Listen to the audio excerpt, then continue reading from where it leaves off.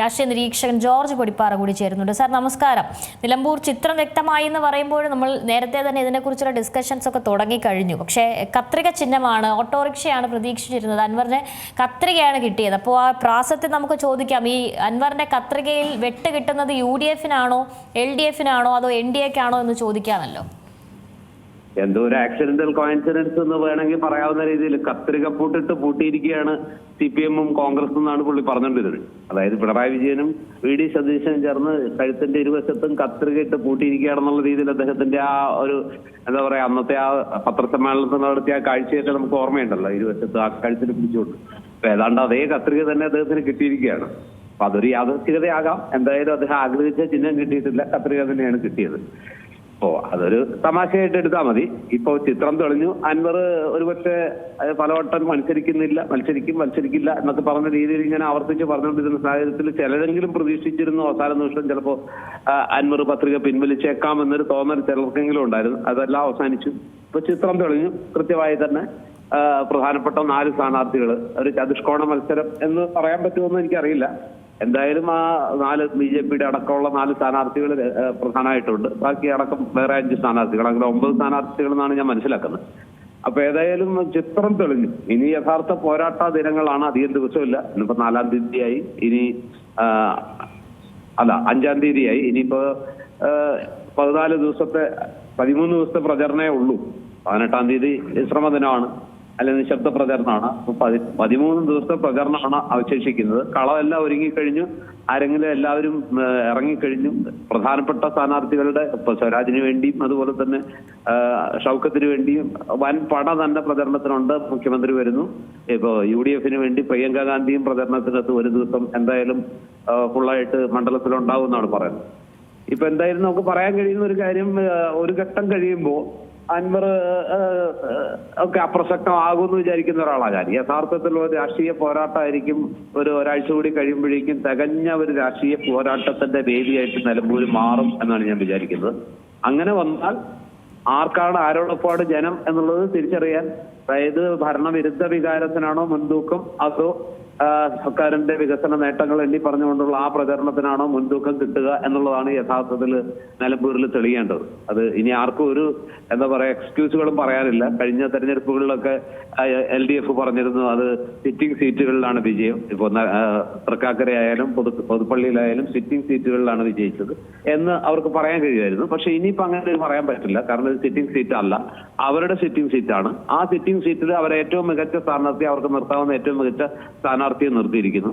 അതുകൊണ്ട് തന്നെ അവർ വലിയ ആത്മവിശ്വാസം പ്രകടിപ്പിക്കുന്നുണ്ട്. ഇനി ഏതെങ്കിലും രീതിയിൽ ഒരു പരാജയപ്പെട്ടാൽ അല്ലെങ്കിൽ അവർക്ക് അവിടെ തോൽവി വന്നാൽ ഭരണവിരുദ്ധ വികാരം എന്ന പ്രതിപക്ഷത്തിന്റെ ആരോപണങ്ങളെ സാധൂകരിക്കുന്ന ഒരു ന്യായങ്ങള് അല്ലെങ്കിൽ ഇനി മറുവാദങ്ങൾ പറഞ്ഞ ആ തോൽവിയെ ന്യായീകരിക്കാൻ കഴിയുന്ന ഒരു അവസ്ഥ ഇല്ലാതാകുന്നു എന്നുള്ളൊരു വസ്തുതയാണ്. UDF-നെ സംബന്ധിച്ചിടത്തോളം ഭരണവിരുദ്ധ വികാരം എന്നുള്ള മുദ്രാവാക്യം ഇനി എത്രയെല്ലാം ഉയർത്തിയിട്ടും അവിടെ ഒരു തോൽവിയാണെന്നുണ്ടെങ്കിൽ അവരുടെ ആയുധങ്ങൾ വേറെ ഒരുപക്ഷെ അവർക്കും പുതിയ ആയുധങ്ങൾ കണ്ടെത്തേണ്ടി വരും. അപ്പോൾ വരാനിരിക്കുന്ന തെരഞ്ഞെടുപ്പിന്റെ ഒരു സെമിഫൈനൽ എന്ന രീതിയിൽ തന്നെ ഇതിനെ കാണേണ്ടി വരും. ഇതൊരു കട്ടൺ റേസറാണ്, അല്ലെങ്കിൽ മറ്റൊരു രീതിയിൽ പറഞ്ഞാൽ. അപ്പോൾ സെമിഫൈനലിനോ കട്ടൺ റേസറിനോ ഒക്കെ വിശേഷിപ്പിക്കാവുന്ന ഒരു ഉജ്ജ്വലമായ രാഷ്ട്രീയ പോരാട്ടത്തിന്റെ വേദിയായിട്ട് നിലമ്പൂർ മാറുകയാണ്. ഇരുപക്ഷത്തും ആക്ഷോഹിണി പടകളുണ്ട്. ഇരുപക്ഷത്തും കരുത്തരായ സ്ഥാനാർത്ഥികൾ കരുത്തരാണ്. രണ്ടുപേർക്കും നിലമ്പൂരിന്റെ പശ്ചാത്തലമുണ്ട്. ഷൗക്കത്തിന് ആര്യടൻ മുഹമ്മദ് എന്ന് പറയുന്ന അതികായന്റെ ഒരു ലെഗസി ഉണ്ട്. സ്വരാജിനാവട്ടെ ഒരു പാർട്ടിയുടെ സെക്രട്ടേറിയറ്റ് അംഗം, ആ പാർട്ടിയുടെ യുവനിരയിലെ ഏറ്റവും ശ്രദ്ധേയനായ വ്യക്തിത്വം, ഉജ്ജ്വല വാഗ്മി, ഉജ്ജ്വല പ്രഭാഷകൻ എന്നിങ്ങനെ ഒരുപാട് പ്ലസ് പോയിന്റ്സ് സ്വരാജിനുണ്ട്. മറുവശത്ത് കലാകാരൻ, നല്ല സിനിമാക്കാരൻ, തിരക്കഥാകൃത്ത്, അതുപോലെ തന്നെ അങ്ങനെ പല ഘടകങ്ങളും ഷൗക്കത്തിനുണ്ട്. അപ്പൊ ഇതിൽ ആരാണ് കൂടുതൽ മേന്മ, അല്ലെങ്കിൽ ആർക്കാണ് കൂടുതൽ എഡ്ജ്, അല്ലെങ്കിൽ ആർക്കാണ് കൂടുതൽ വ്യക്തിഗത മികവ് എന്നൊന്നും പറയാൻ പറ്റില്ല. ഇരുകൂട്ടരും നല്ല സ്വന്തം ട്രാക്ക് റെക്കോർഡ് നന്നായി തെളിയിച്ചിട്ടുള്ള വ്യക്തികളാണ്.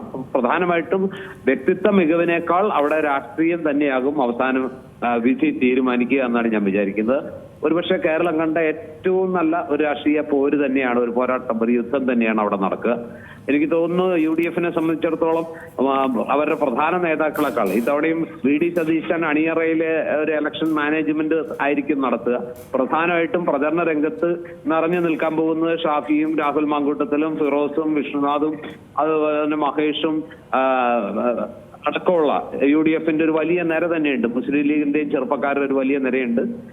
UDF-ൽ കോൺഗ്രസിന്റെയും ചെറുപ്പക്കാരുടെ ഒരു വലിയ നിര തീർച്ചയായിട്ടും ഉണ്ട്. മറുവശത്ത് അവർക്കുണ്ട് DYFIയുടെ കരുത്തരായ നേതാക്കളുണ്ട്, CPM-ന്റെ കരുത്തരായ നേതാക്കളുണ്ട്. സർവോപരി പടനായകനായിട്ട് ക്യാപ്റ്റൻ തന്നെ 2-3 ദിവസം അവിടെ പ്രചാരണം നടത്തുന്നു. പ്രിയങ്ക ഗാന്ധിയുടെ വരവോടുകൂടി പതിവ് പോലെ UDF-ന് കുറച്ചുകൂടി ഒരു ആവേശം വരും, കുറച്ചുകൂടി ഒരു ഇളക്കി മറിക്കുന്ന മണ്ഡലത്തെ ഇളക്കി മറിക്കുന്ന ഒരു സാഹചര്യത്തിലേക്ക് പോകും.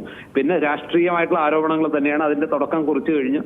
ഇപ്പോ അതിലുള്ളത് മലപ്പുറത്തെ അപമാനിച്ചുകൊണ്ടുള്ള മുഖ്യമന്ത്രിയുടെ ഹിന്ദു പത്രത്തിലെ ആ ഒരു ആരോപണമാണ് ഇപ്പൊ ഏറ്റവും, അല്ലെങ്കിൽ ആ ഒരു PR ആ ഒരു ലേഖനം അല്ലെങ്കിൽ അദ്ദേഹത്തിന്റെ, അതാണ് ഇപ്പൊ ഏറ്റവും പ്രധാനപ്പെട്ട ചൂടുള്ള ഒരു ആരോപണമായിട്ട് UDF ഉയർത്തിപ്പിടിക്കുന്നത്. അതുപോലെ തന്നെ ക്ഷേമ പെൻഷൻ തെരഞ്ഞെടുപ്പിന്റെ സമയത്ത് മാത്രം ക്ഷേമ പെൻഷൻ കുടിശ്ശിക കൊടുക്കുന്ന ഒരു കൈക്കൂലിയാണെന്നുള്ള KC വേണുഗോപാലിന്റെ പ്രസ്താവനയെ ഉപയോഗിച്ച് അതിനെതിരെ വലിയൊരു പോരാട്ടമുഖം അല്ലെങ്കിൽ അതൊരു പ്രചരണായുധമായിട്ട് LDF ഉപയോഗിക്കുന്നു. ഏതായാലും പ്രചരണ ആയുധങ്ങൾക്ക് കുറവൊന്നുമില്ല. സർക്കാരിനെതിരെ ആരോപണങ്ങളുമായിട്ട് പ്രതിപക്ഷത്തിനെതിരെ ആരോപണമായിട്ട് ഇതിനിടയിൽ സ്പോയിലറായിട്ട് ആരാണ് പ്രവർത്തിക്കുക? അൻവർ ആരുടെ സ്പോയിലറാകും? അൻവർ എത്ര വോട്ട് പിടിക്കും?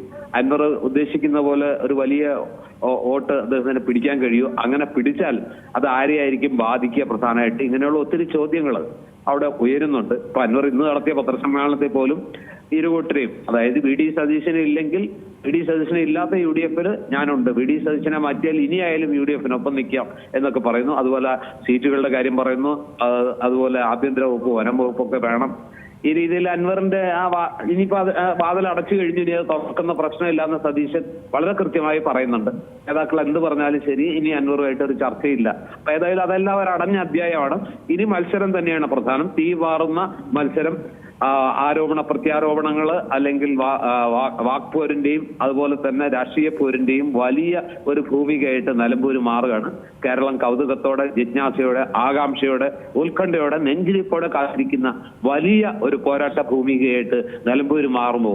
ആരെ തള്ളും, ആരെ കൊള്ളും, ആര് ജയിക്കും, ആര് തോൽക്കും എന്നുള്ള ചോദ്യത്തിന്റെ ഉത്തരത്തിന് 23-ാം തീയതി വരെ കാത്തിരിക്കേണ്ടി വരും. പക്ഷെ അതിനു മുമ്പ് തന്നെ ഒരുപക്ഷെ ചിത്രം വ്യക്തമായേക്കാം. UDF ആത്മവിശ്വാസത്തിലാണ്, LDF അതിലേറെ ആത്മവിശ്വാസത്തിലാണ്. ഈ ആത്മവിശ്വാസത്തിന്റെ ഒരു ചിത്രം വരും ദിവസങ്ങളിൽ കുറച്ചുകൂടി വ്യക്തമാകും എന്നുള്ളതാണ് നമുക്ക് കാത്തിരിക്കാനേ പറ്റുള്ളൂ. ഏതായാലും ഒരു എന്താ പറയാ, ആർക്കും തോൽക്കാൻ കഴിയാത്ത ഒരു പോരാട്ടം, ജയിക്കാൻ മാത്രമുള്ള ഒരു പോരാട്ടം, അതിൽ ആരോടൊപ്പമായിരിക്കും ജനമനസ്സ് എന്നുള്ളത് നമുക്ക് കുറച്ചുകൂടി വെയിറ്റ് ചെയ്ത് തന്നെ, അല്ലെങ്കിൽ കാത്തിരുന്ന് തന്നെ അറിയാൻ കഴിയും. ഒരാഴ്ചക്കകം ഒരുപക്ഷെ കുറച്ചുകൂടി ചിത്രം വ്യക്തമായേക്കാം. VD സതീശൻ പറഞ്ഞ പോലെ ഒരു 2ാം റൗണ്ട് കഴിഞ്ഞാൽ എത്ര വോട്ടിന്റെ ഭൂരിപക്ഷത്തിൽ UDF ജയിക്കും എന്ന് ഞാൻ കൃത്യമായി നിങ്ങളോട് പറയാം എന്ന് സതീശൻ പറഞ്ഞിട്ടുണ്ട്. ഒരുപക്ഷെ അത്തരം പ്രസ്താവനകളും പ്രഖ്യാപനങ്ങളും ഒക്കെ പ്രവചനങ്ങളും ഒക്കെ ഇനി വരും ദിവസങ്ങളിൽ അധികം വൈകാതെ പുറത്തു വരും. അപ്പൊ ഏതായാലും നല്ല ഒരു പോരാട്ടത്തിനുള്ള ഒരു അരങ്ങ്, ഒന്നാന്തരം ഒരു പോരാട്ട മുഖം, ഒരു പോർമുഖം തുറന്നു കഴിഞ്ഞു. ഇനി കൃത്യമായ പോരിന്റെയും അതുപോലെ തന്നെ പ്രചരണത്തിന്റെയും കോലാഹലത്തിന്റെയും ദിവസങ്ങളാണ് എന്നാണ് എനിക്ക് തോന്നുന്നത്. അപ്പൊ നമുക്ക് കാത്തിരിക്കേണ്ടി വരും. തീർച്ചയായും. ഏതായാലും ആ ഒരു എക്സൈറ്റിംഗ് ഫാക്ടർ അൻവർ തന്നെയാണ്. അൻവറിൻ്റെ ആ കത്രിക പൂട്ടിൽ നേരത്തെ സൂചിപ്പിച്ചതുപോലെ ആർക്കാണ് ആ വെട്ടുകൊള്ളുക എന്നുള്ളതാണ് ആകാംക്ഷയോടെ നോക്കിയിരിക്കുന്നത്. തീർച്ചയായും വളരെ നന്ദി ശ്രീ ജോർജ് പൊടിപ്പാറ ഈ ഘട്ടത്തിൽ പ്രതികരിച്ചതിന്.